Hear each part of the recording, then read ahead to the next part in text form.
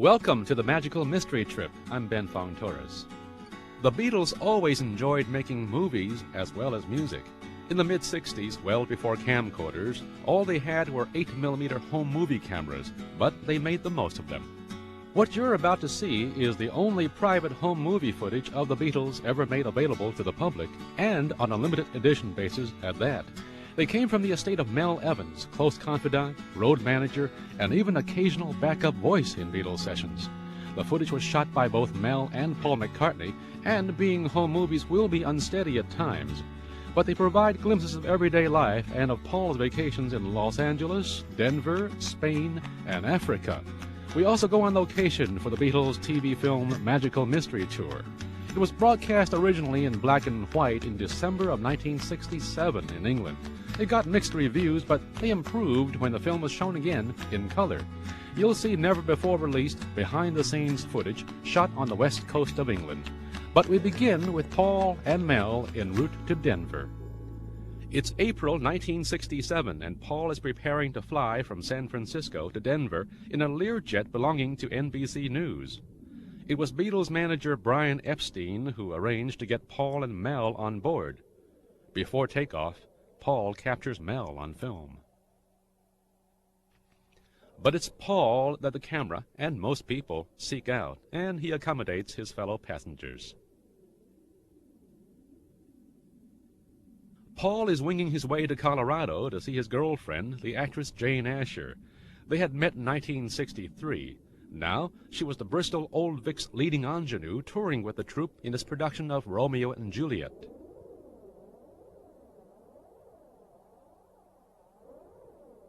On arrival in Denver, Paul shows off some of the fashion of the day. Then, spotting a liftoff, he puts his movie camera right to work and grabs a last shot of the Learjet.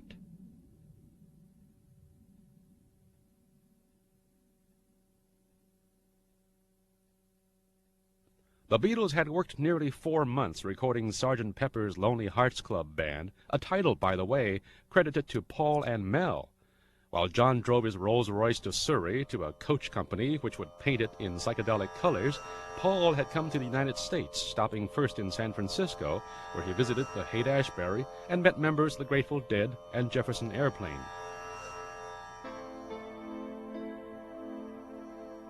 It's Jane's 21st birthday, and Paul, who'd present her an engagement ring that December, had promised to celebrate with her. He would attend a performance of Romeo and Juliet and lead the audience in a standing ovation. Jane had been acting since age 5, and her career ambitions, along with an episode in which she found Paul with another woman, would lead to a breakup in 1968. But for now, they were, in the eyes of Beatle fans, the perfect couple. In the Rocky Mountains outside Denver, Paul captures the surrounding beauty, including Jane, and, well, why not, his own feet. But a Beatle is rarely alone.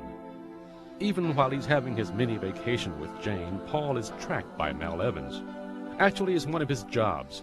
Mel, who met the Beatles in 1961 at the Cavern Club in Liverpool, where he was a bouncer, is the Beatles' bodyguard as well as their road manager. On his way over from London, Paul came up with the idea of a TV film he might direct himself. Now he's getting in a little practice behind the camera. In Denver, Paul aimed his camera at anything that either moved or didn't. Where he and Jane stayed, a surprisingly modest motel probably booked by the Old Vic for her, and the surrounding neighborhood.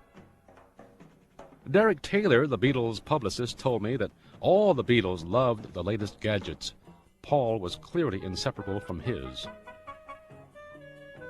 While a yellow cabbie drove, Paul continued his cinematic explorations around town. In most of his visits to America as a Beatle, Paul had seen little more than airports, auditoriums, and stadiums, and hotel rooms, of course. As he told me once, it's like any kind of tour, you just scoot through.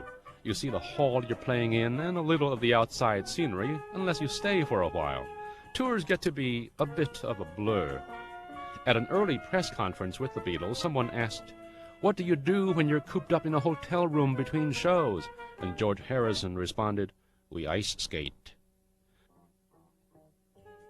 Anyway, this visit with Jane was a rare opportunity for Paul to see and capture the sights of a typical American city. Paul lapped up everything his camera could get into focus, from architecture to things he found amusing. Outdoor signs, cornball decorations, garish outsized advertising, things Americans had taken for granted, but which to him were still novel. In their 3-day visit, Paul and Jane visited the Red Rocks Amphitheater. For Paul, it was a homecoming of sorts. The Beatles played there in the summer of 1964 at one early height of Beatlemania to 9,000 screaming fans, many of them pelting the stage with jelly beans. After Paul showed Jane around, they parted ways, Jane continuing on her 3-month tour with the Old Vic Company, and Paul opening himself up to the world capital of movie-making itself. Although Paul was supposed to be on vacation, he stayed busy in Los Angeles. He visited a Beach Boys recording session and helped produce the song Vegetables. Paul has been quoted saying that he wrote Here, There, and Everywhere with the Beach Boys in mind. But of course the Beatles performed the song with John and George playing Beach Boys in June of 1966 for their album Revolver. Paul and Mel stayed with Derek Taylor, who'd been the Beatles' publicist in London and now lived with his wife Joan and their 2 daughters in the Hollywood Hills.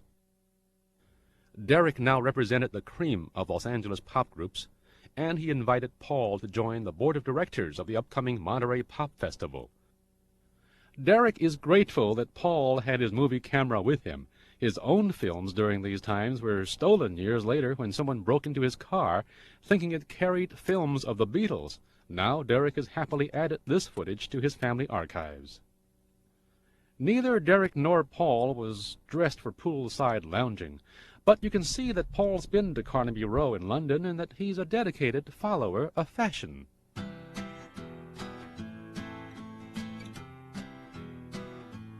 Well, Derek Taylor booked a babysitter, and he and Paul drove off to check out the new Century City complex just past Beverly Hills, where prices, of course, are always reasonable. In public, Derek remembers Paul was at ease, but he moved very quickly so that people might see him, but before they had much time to do anything about it, he was gone. Once settled somewhere, he found it easy to relax, and after browsing, he and Derek slipped into a bar for a cocktail. After agreeing to join the Monterey Pop Festival board, Paul was off to London. On the aircraft, he began sketching out specific ideas, even for songs and cast members for his TV film, something about a mystery tour.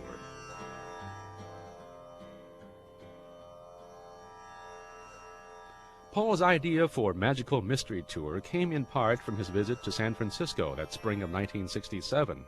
He met some of the local bands and heard about the novelist Ken Kesey's Merry Pranksters, who traveled the West Coast in their psychedelically painted bus, taping and filming their exploits. And, as he told Paul Gambaccini in Rolling Stone magazine, in England they have these things called mystery tours, and you go on them, and you pay so much, and you don't know where you're going. Paul would come up with his own magic bus, traversing the British seaside, filming whatever happened.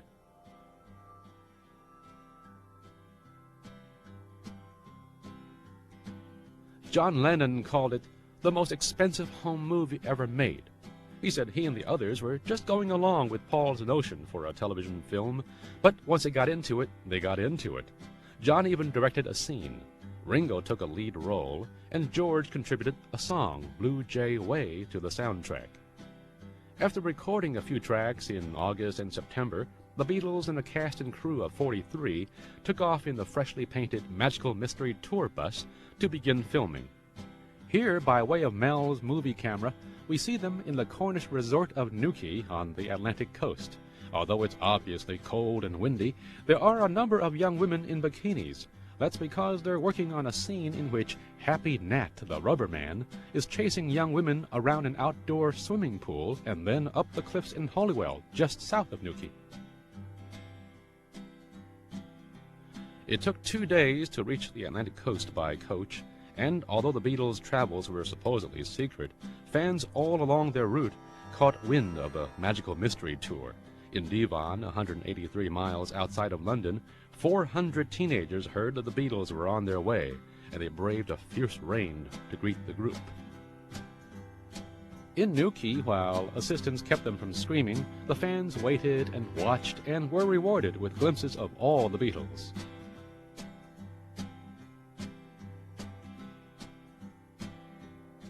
And at least one Beatle didn't seem to mind the attention.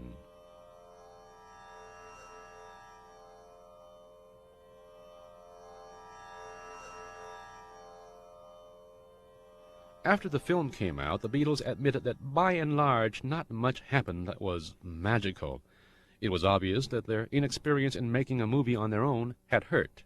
"I suppose," said Paul, "if you look at it from the point of view of good Boxing Day entertainment, we goofed, really." But Paul declared himself somewhat less than intimidated by his first time out behind the lenses.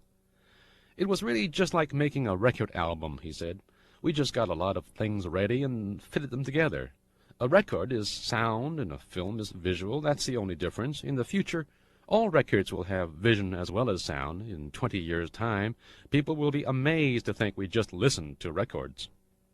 Although stung by the critics, Paul expressed pride that, in the face of the death of Brian Epstein, the band had hung together and succeeded in completing a major project. There had actually been a Magical Mystery Tour. Paul insisted that he was looking forward to making another movie with the Beatles. "You've got to be patient," he said. "I think it was a good show. It will have its day." It was a good show while it lasted. Now let's step back a few months and hit the road with Paul and Mel in Spain and Africa. It's October of 1966, and the Beatles have finished their U.S. tour, wrapping it up in August at Candlestick Park in San Francisco. Unbeknownst to the world, it was their last show. The band itself, although wary of Beatlemania, of doing their concerts by rote, wasn't sure. All John, George, Ringo, and Paul knew was that they were exhausted and needed a break. George went to India to study yoga, the musical instrument the sitar, and Indian philosophy. John had a role in Richard Lester's first film after Help. It was called How I Won the War, and filmed in West Germany and in Almeria, in southern Spain just across the Mediterranean Sea from Algeria. Ringo spent time in Surrey with his family and took a holiday in Spain visiting John on the movie set. Paul wrote the score for a Haley Mills movie, The Family Way. Afterwards, thinking that he too could catch John on location, and taken by surprise, he and Mel Evans drove from France into Spain. But the surprise was on Paul. John had finished his role and returned to London, leaving Paul with some time on his hands before he was due back in the studios. "Well, let's just continue on," he told Mel. He'd heard of a relatively new phenomenon, photographic safaris in Africa. They would fly to Kenya, but before doing so, they spent a few days motoring along the Spanish coastline. Both Paul and Mel made silent but expressive, far away from home movies. Traveling by jeep, Paul and Mel Evans soaked up the countryside. In his album Ram, Paul wrote about a dog of his that had 3 legs but couldn't run. Let's see here. 1, 2, 3, 4. Nah, wrong dog.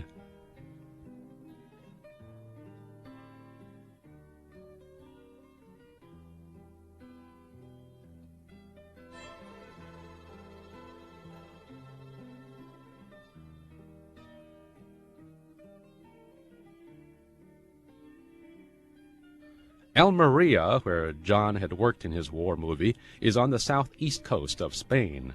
It's a town of tree-lined boulevards and town squares that boast beautiful gardens. Just north is San Jose, a village close to near-deserted beaches that offer luminous skies and spectacular vistas. On their way to Almeria, Paul and Mel found sand dunes stretching all the way from Alicante down to the rocky coves of the Costa Blanca. This, as most Beatle fans know, was not Paul's first time in Spain.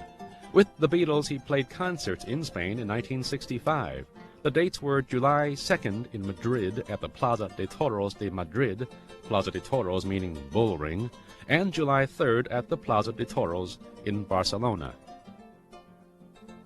Paul and Mel were part of the tourist boom that helped pick up Spain's economy, which had been in disarray since the Spanish Civil War, which decimated the country from 1936 to 1939, and by the dictatorship of General Francisco Franco. Although Paul encountered a Spain trapped in a peasant economy and a people still awaiting the Spanish miracle that followed Franco's death and Spain's emergence into democracy and capitalism, he found the people open and engaging. In towns all along the coastline, Paul and Mel would find plazas and buildings whose architecture evoked the days of the Moors. In Almeria itself, the dominant site is the Alcazaba fortress, and below that is a cathedral whose towers give it the look of a castle.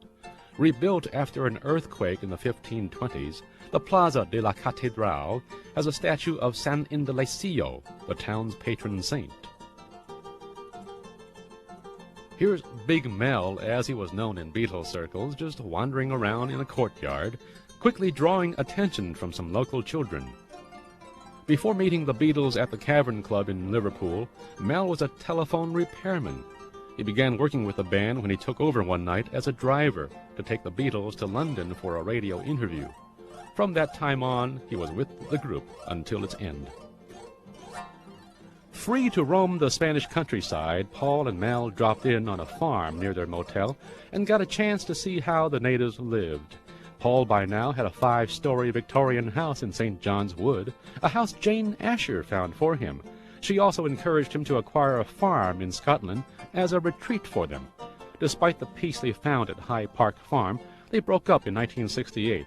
They remained friends, and Jane continued to act on stage, on television, and on film.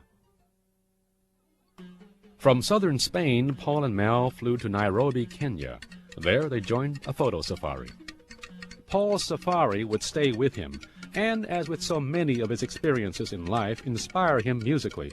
5 years later, in 1971, in Wildlife, the first album he'd make with Wings, he'd write and sing about taking a walk through an African park one day and seeing a sign saying that animals had the right of way. Whatever happened, he asks repeatedly, to wildlife?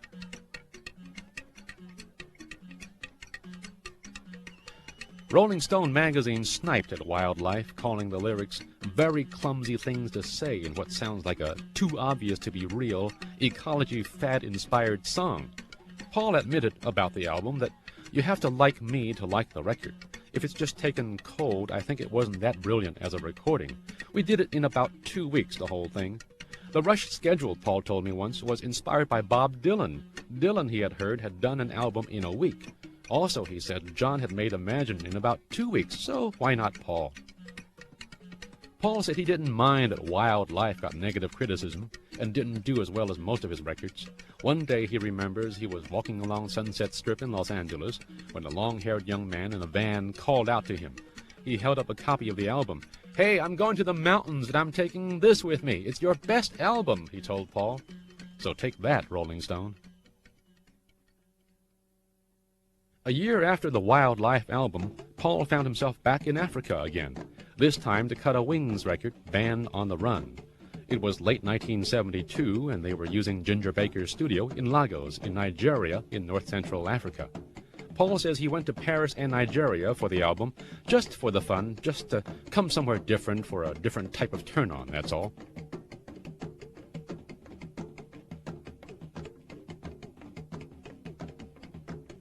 In Lagos, McCartney and his band ran into some hostility from Fela Ransome Kuti, the Afrobeat musician who was part of Ginger Baker's band, the Air Force. As Paul recalls, old Fela thought, "Hello, why have they come to Lagos?" And the only reason he could think of was that we must be stealing black music, black African music, the Lagos sound. So I said, "Do us a favor, we do okay as it is, we're not pinching your music."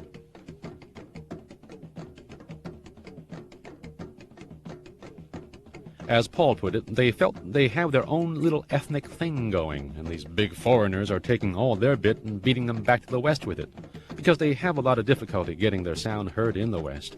And they are brilliant. It's incredible music down there. I think it will come to the fore. When I heard Fela Ransome Kuti the first time, it made me cry. It was that good.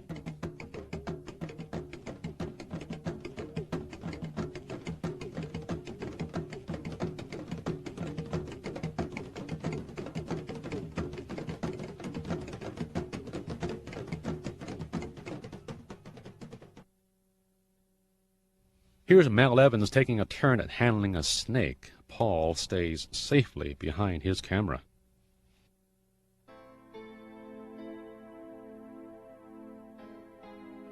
Even in Kenya, Paul finds himself the hunted, as well as the hunter. Here's a fellow passenger on a bus who takes a few moments to realize that there's a beetle aboard. Once she does something about it. Calmly, but she does. After all, it wouldn't do to just tell friends that she had run into Paul McCartney while on safari. She'd need some evidence.